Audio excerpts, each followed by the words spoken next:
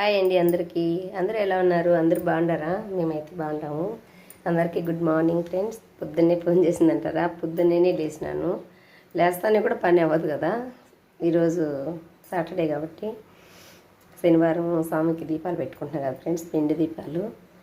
ఈ 4 వారం అయిపోయింది, ఇది 2వ వారం. 4 వారాలు పెట్టుకున్నామని అనుకునే శ్రావణ మాసంలో. ఎందుకంటే దానికి కూడా ఒక ప్రాధాన్యత ఉన్నది.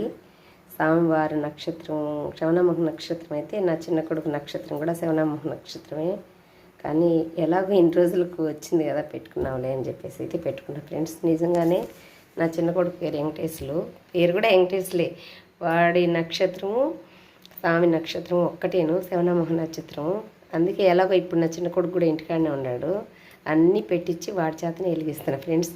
ఎందుకంటే ఇన్ని రోజులకు ఒకసారి ఇంటికాడ ఉండవు అయినా వెలిగి, ఆయన స్వామి నక్షత్రం నీ నక్షత్రం ఒకటే కాబట్టి ఈ శ్రావణ మాసంలో 5 వారాలు పెడితే కొంచెం ఏదో మన తోచింది మనం పెడితే కొంచెం ప్రాధాన్యత ఉంటుంది. అన్నీ అయితే వాడు ఏం పెట్టలేడు, వాడికి ఏం తెలియదు కదా. అన్నీ నేను రెడీ చేసి ఒత్తులతో సహా అన్నీ మొత్తం పెట్టేచ్చే. అప్పుడు ఊరికే కడ్డీలతో దీపాలు వెలిగించి టెంకాయ కొట్టుకొని దండం పెట్టుకుంటాడు. నా కొడుకు చదివితే పెట్టించిన ఫ్రెండ్స్. ఇది పొద్దున్న ఏం చేస్తానంటున్నారా? రాత్రి పిల్లలకైతే బాదం పప్పు నానేస్తాను. చూడండి ఎంత చక్కగా వచ్చినాయండి బాబు. చూడండి పొట్టంతా ఇలా వచ్చేసినాయి, చక్కగా వచ్చేసింది చూడు పొట్టు. అందుకే ఇవన్నీ బియ్యం అయితే పెట్టుండ ఫ్రెండ్స్. రైస్ పులిహోర చేద్దాము, స్వామికి ఉంటుంది, పిల్లలకి క్యారీకి ఉంటుందని. ఆలోపు వడపప్పు అయితే నానబెట్టుకున్నా. చూడండి వడపప్పు అయితే నానేసుకున్నాను స్వామివారికి. ఇంకా పానకానికి కూడా బెల్లం కూడా నానబెట్టుకోవాలి ఫ్రెండ్స్.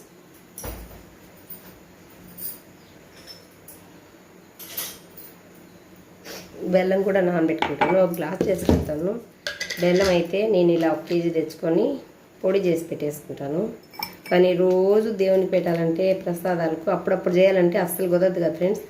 అందుకని నేనైతే పొడి చేసి పెట్టుకొని ఎప్పుడు కావాలంటే అప్పుడు వడపప్పులు పానకంలో ఇలా వేసుకుంటూ ఉంటాను. బెల్లం కూడా నానబెట్టేసి చక్కగా నానిపోతుంది. ఈ లోపల బెల్లం కూడా నానబెట్టేసిన ఫ్రెండ్స్. వడపప్పు బెల్లము నానబెట్టేసాను. ఇంకా చింతపండు పులిహోర చేస్తున్నా. అదే పిల్లలు కూడా తీసుకెళ్తారు, స్వామికి కూడా నైవేద్యం పెడతారని. ఇది ఫ్రెండ్స్ దేవుడికి పెట్టే పని కాబట్టి పొద్దున్నే లేచి స్నానం చేసి చేసుకోవాలి. పొద్దున్నే లేచి స్నానం చేసి ఇల్లంతా తుడుచుకొని, గ్యాస్ బండ్ అంతా తుడుచుకొని, వాకిట్లో నీళ్ళు ముగ్గేసుకున్న తలకి ఈ టైం అయింది. లేయడం ఏమో 5కే లేచినాను. కానీ ఇవన్నీ చేసే లోపలైతే కొంచెం లేట్ అయిపోయింది.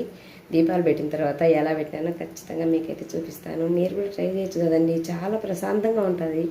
కాకపోతే పొద్దునే కొంచెం పని, లేచిన దాకా బద్ధకమైనా లేచినాకైతే అస్సలు బద్ధకం ఉండదు.